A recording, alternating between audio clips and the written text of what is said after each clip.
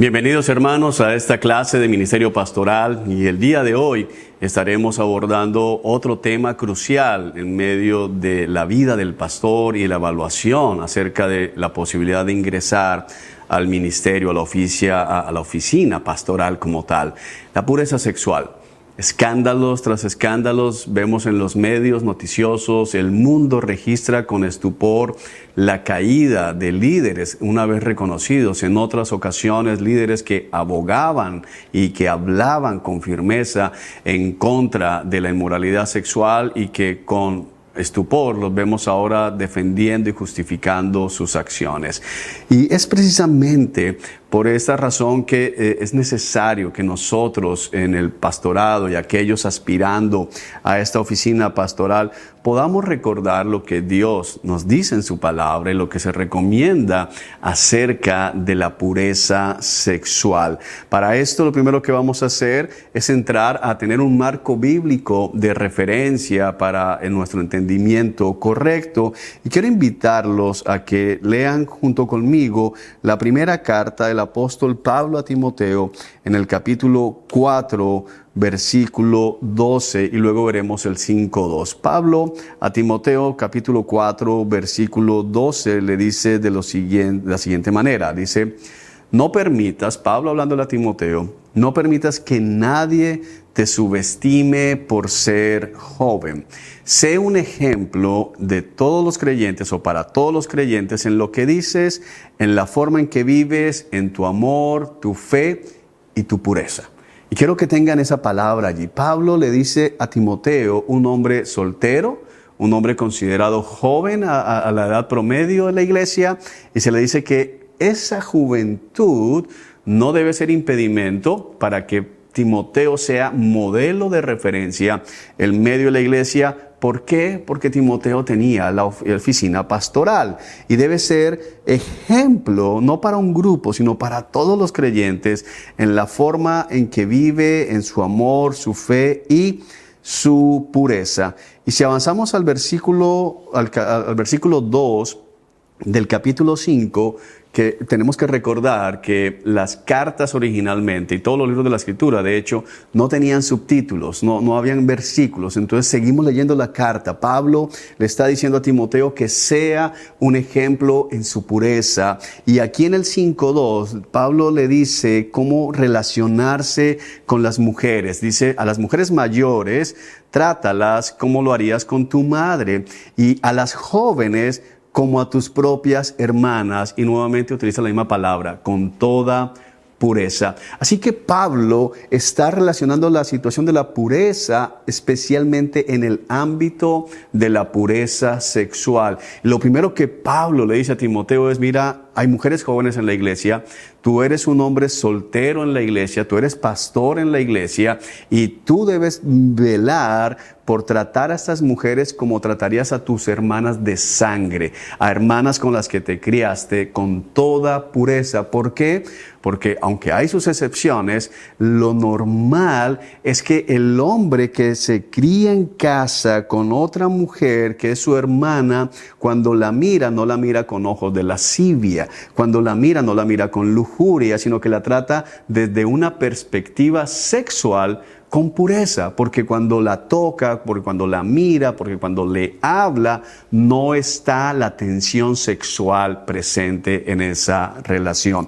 Y de eso es que Pablo está hablando a Timoteo. Debe modelar esto. ¿Y por qué es importante?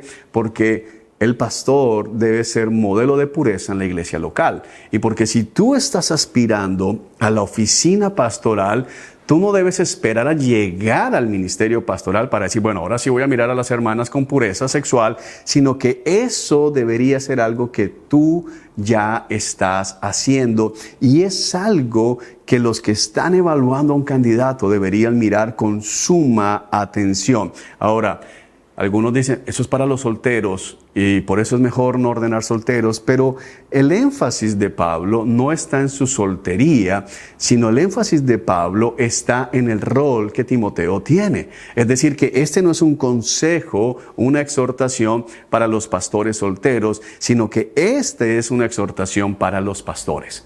Ese es el punto, para todos los que están en posición de autoridad. ¿En qué debe ser ejemplo? En esa pureza. Y ahora, ¿por qué entonces la pureza debe ser o es uno de los requisitos pastorales, la pureza sexual, que no sea un hombre acusado de inmoralidad? ¿Por qué razón? Porque si este es un hombre que lo vemos entregado, no estamos hablando de un hombre que lucha con la lujuria, no estamos hablando de un hombre que dice, wow, mira, a mí las mujeres me están tentando mucho, sino un hombre que lo vemos permitiéndose a sí mismo ese alimento de los ojos, ese hombre que se permite a sí mismo estar como una suerte de depredador en medio de la iglesia local. ¿Por qué es importante esto? Porque el pastor, y aquí tal vez alguien diga, bueno, en mi iglesia no lo hacemos así, pero como pastor yo voy a atender mujeres que están muchas veces en una situación emocional vulnerable, y es fácil para mí manipular ese corazón vulnerable, manipular un corazón lastimado y atraerlo hacia mí. ¿Por qué? Porque yo voy a estar instruyendo, y hay algo que no podemos negar, es que el hombre cuando está predicando el evangelio, está en el púlpito, y el pecado que mora en medio aún de la iglesia puede llevar a algunas mujeres a ver al pastor con otros ojos también. Y si este es un hombre que no las ve como hermanas en la fe y las va a tratar con pureza, él se puede aprovechar para de esa manera acercarse y tener una vida sexual activa con varias hermanas de la iglesia. No va a tener pureza. Ahora, hemos hablado mucho de pureza. Quiero que miremos la pureza según el diccionario. Pureza se define como persona, cosa o animal que está exento de cualquier clase de mezcla. Se mantiene puro, no hay algo adicional, no hay otro elemento allí. Y en la Escritura, la pureza con frecuencia se refiere a esa pureza que apunta a un corazón devoto a Dios. Es decir, que Pablo está diciendo, cuando te acerques a las solteras de la iglesia, a las mujeres jóvenes, porque puede ser una mujer casada joven, una mujer que sexualmente te puede inclusive atraer, tienes que mirarla bajo la perspectiva de tu propia devoción a Dios. Y eso es clave. Hace unos días hablaba con un pastor, de estos pastores que llevan décadas en el ministerio, y él me decía, Juan, una de las cosas que me ayuda a mí a ver a las mujeres de la iglesia de la manera correcta es recordar que son portadoras de la imagen de Dios. Y eso es lo que está apuntando la palabra pureza aquí. La devoción a Dios me recuerda que cada ser humano es un portador de la imagen de Dios, hechos a imagen y semejanza de Dios. Y él me decía, voy a tomar la imagen de Dios para tener en mi mente pensamientos lujuriosos con la imagen de Dios, y eso, mi devoción a Dios se activa allí. Dice, no haría eso con Dios. Entonces Pablo lo que le está diciendo a Timoteo es, en tu relación con las mujeres, que tu devoción a Dios prime, y que cuando te acerques a ellas estés pensando en que ellas son portadoras de la imagen de Dios y que tú eres representante del mismo Dios de los cielos. Entonces, cuando hablamos de pureza sexual, es una vida limpia de contaminación sexual. Y aquí vamos a entrar en otro momento que es importante para definir, y es ¿qué entendemos por pureza sexual? Y muchas veces no es pureza sexual. Hay una dicotomía, una visión dicotómica acerca de la sexualidad que ha afectado en gran manera la percepción y el entendimiento que tenemos de la pureza sexual. Hemos separado los genitales y les hemos dado un orden de acción equivocado. Separamos el corazón de los genitales. Entonces, como que vemos la pureza sexual como un asunto genital, como un asunto físico exclusivamente, en lugar de abordarlo desde la perspectiva bíblica, la cual apunta hacia la pureza sexual no como un problema físico, sino como un problema del corazón. Entonces podemos hablar de dos términos. Uno, castidad técnica, Entonces, como resultado de este entendimiento deficiente, esta dicotomía entre el corazón y los genitales, algunas personas, incluso en la iglesia, han cesado en su meta de ser puros y en lugar de eso su meta ahora es ser castos desde un punto de vista sexual. Entonces, personas, una ilustración. Hay jóvenes solteros en la iglesia que por el hecho de no tener una vida sexual activa con otra persona, piensan que son puros sexualmente, aunque todos los días consumen pornografía y practican masturbación. Pero para ellos, hemos tenido casos de jóvenes que dicen, yo soy virgen todavía.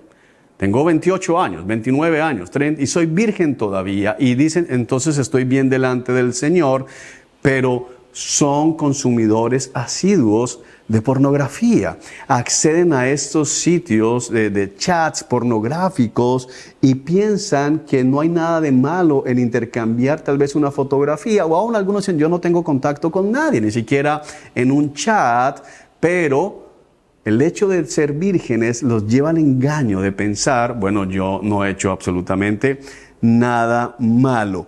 Entonces comenzamos en esa dicotomía a desdibujar lo que la palabra realmente dice acerca de la pureza sexual. Déjame explicar algo muy rápidamente. Si nos dedicamos en la iglesia, como la iglesia se dedicó en respuesta a la revolución sexual del mundo, a cuidar los genitales en lugar de cuidar el corazón, vamos a ver fracaso tras fracaso, porque los genitales siguen rápido el camino del corazón. Cuando el corazón está comprometido, los genitales ya están comprometidos. Entonces, el aspecto de la dicotomía tenemos que corregirlo y entender que la palabra de Dios no está hablando de genitalidad, sino está hablando de pureza. Y cuando hablamos de pureza, estamos hablando del corazón. Y allí es donde necesitamos reforzar la evaluación de un candidato pastoral y cómo se vive en la oficina pastoral. Entonces, desde esa perspectiva, el problema de la inmoralidad sexual no tiene una raíz física, sino una raíz espiritual. Y allí es donde la cosa puede cambiar, porque si es espiritual, lo vamos a abordar desde el plano de las Escrituras, y las Escrituras se enfocan en el corazón del hombre como el problema mayor. No se enfoca en los genitales, no se enfoca en que es que son muy bonitas, es que no se tapan, es que se tapan, sino se enfoca en el problema del corazón. Y aunque debido a la caída tenemos esos problemas, podemos discernir que hay resultados diferentes cuando yo abordo el problema de la pureza sexual desde el corazón o desde los genitales. Entonces, miremos algunos ejemplos rápidamente. Cuando se aborda desde la genitalidad, el problema se ve como externo.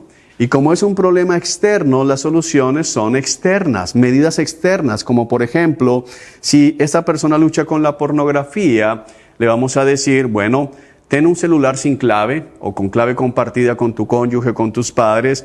Ten una app de control de sitios prohibidos para entrar. Nunca mires televisión solo, lo cual no son malas prácticas, pero eso simplemente van a atacar el problema de manera externa. La lascivia de los ojos, entonces, ¿qué decimos? Bueno, camina mirando al suelo, vamos a implementar el legalismo en la iglesia, mujeres desde ahora en adelante, todas tienen que venir cubiertas con una sábana para que nadie las pueda ver y vengan bien desarregladas. Vamos entonces a buscar vacaciones únicamente en clima frío, donde no haya un solo bikini, donde no haya solo gente mostrando algo de piel. Podemos entonces, ¿cómo combatimos el adulterio y establecemos hombre con hombre, mujer con mujer, hasta que nos estalló la ideología de género? Y entonces ahora, ¿quién aconseja a quién? Si tal vez estoy aconsejando homosexuales, tal vez estoy aconsejando personas que practican el lesbianismo o que llegan a la iglesia todavía como no, yo soy no binario, apps compartidas de ubicación, siempre estar viajando con un chaperón, no tener contacto físico. Entonces yo decidí jamás volverle a dar un beso santo a las hermanas, o no abrazar a mujeres, o no tocar la mano a una mujer. Estrategias como pago de gimnasios solo para hombres, en fin. hacemos cosas externas porque vemos que el problema es externo. Pero necesitamos ver que la Escritura habla de que el problema es interno. La Escritura, por ejemplo, Génesis capítulo 6 nos deja ver que el problema está desde nuestra niñez. Todo lo que el hombre piensa y hace siempre tiende a lo malo, lo que se conoce como la doctrina de la depravación total. El problema está en nuestro corazón. Miremos, por ejemplo, Proverbios capítulo 4, versículo 23, dice: sobre toda cosa guardada, guarda tu corazón, porque de él mana la vida. ¿Qué es lo que nos está diciendo el autor de Proverbios? El Espíritu Santo. Guarda tu corazón. Es decir, cuando permitimos que el corazón se involucre, vamos a tener problemas. Jeremías 17:9 dice que el corazón es lo más engañoso que hay. Nadie le puede comprender. No, entonces mi corazón no es algo que a veces me juega malas pasadas, sino que la Escritura me deja ver que todo lo malo en mí surge de mi interior. Jesús, hablando acerca de alimentos, pero que nos abarca este tema de la pureza sexual, dice que no es lo que entra en el hombre lo que lo contamina. Alguien puede decir: ok, de acuerdo a eso, la pornografía no me puede contaminar. No estamos diciendo eso, pero el problema es que si yo consumo pornografía, no es porque hay pornografía. Yo consumo pornografía por lo que hay en mi corazón. Es lo que hay en mi corazón, el deseo de utilizar a seres creados a imagen y semejanza de Dios para mi satisfacción sexual fuera de los límites del matrimonio establecidos por Dios, es lo que me lleva a eso. Entonces, no es la pornografía en sí misma la que hace que yo actúe así, sino que esa pornografía sirve como vehículo para yo satisfacer los deseos pecaminosos que combaten en mi interior. Ahora, teniendo esto, ¿qué medios de gracia nos provee el Señor? Vamos a mirar muy rápidamente algunos. La Escritura, como dice Romanos capítulo 12, que nuestras mentes sean renovadas, que seamos transformados mediante la renovación de la mente. La pureza sexual no se va a dar en un corazón y en una mente que sigue llena de la narrativa del mundo. El mundo nos está bombardeando, hablándonos de cosificar los cuerpos, pero la Escritura puede transformarnos en la medida en que veamos lo que Dios dice acerca de la sexualidad y del problema del corazón. La oración, en 1 Juan capítulo 5, versículo 14, se nos dice que Dios nos concede todo lo que pidamos cuando pedimos conforme a su voluntad. Entonces la pregunta es: ¿qué tanto oras porque Dios te cambie el corazón y te ayude a vivir una vida de pureza sexual? Tenemos candidatos pastorales que simplemente dicen: bueno, ¿qué hacemos? Somos pecadores, estamos de este lado del mundo, no puedo hacer nada. Pero la palabra dice que toda oración que tú levantas conforme a la voluntad de Dios es una oración escuchada. No sabemos cómo va a ser respondida, pero es una oración escuchada y favorable a favor de aquel, valga la redundancia, que la presenta. Y mi amado amigo y hermano, Dios está interesado en tu pureza sexual. Cristo como fuente máxima de deleite, de gozo y de placer. Nuestros corazones se van detrás de la inmoralidad sexual porque Cristo no nos satisface. Cuando yo no veo a Cristo como la perla de gran valor, cuando yo no veo a Cristo como el objeto de mi deseo, como la fuente de mi satisfacción y de mi gozo, la voy a buscar en algo más. En este caso en particular, estamos hablando como en la inmoralidad sexual. ¿Por qué? Porque Cristo, como Dios, como creador, si no me satisface, voy a buscar satisfacción en la creación. Por otro lado, la palabra aconseja el matrimonio. Si es un soltero y está a punto de caer y se la pasa en esto, debería orar a Dios porque le conceda a su esposa. Pero algunos neciamente quieren seguir extendiendo la soltería de manera innecesaria, perpetuando la soltería, aun cuando todos los días batallan con esos deseos que en primera instancia no son pecaminosos porque la sexualidad fue dada por Dios. Pero el matrimonio, dice Pablo en 1 Corintios 7, debido a tanta inmoralidad. Entonces, cada uno debería tener su esposo y cada uno debería tener su esposo y su esposa. Esa es la respuesta bíblica al problema de la inmoralidad sexual en ese sentido. Así que Dios no solamente dice, niégate, sino deleítate en Cristo, pero está la opción del matrimonio. Pero no encuentro todavía pareja en la iglesia. Ora a Dios. ¿Cuánto tiempo estás dedicando a orar a Dios por ese esposo o por esa esposa? Y entender que el sexo en sí mismo no es pecaminoso. Para efectos de ilustración, yo te aconsejo que leas Cantar de los Cantares para que veas que Dios de ninguna manera, Proverbios habla abiertamente de la sexualidad. Y por último, la iglesia es un medio de gracia. La iglesia no es un museo donde estamos personas que ya hemos terminado en nuestro proceso de santificación.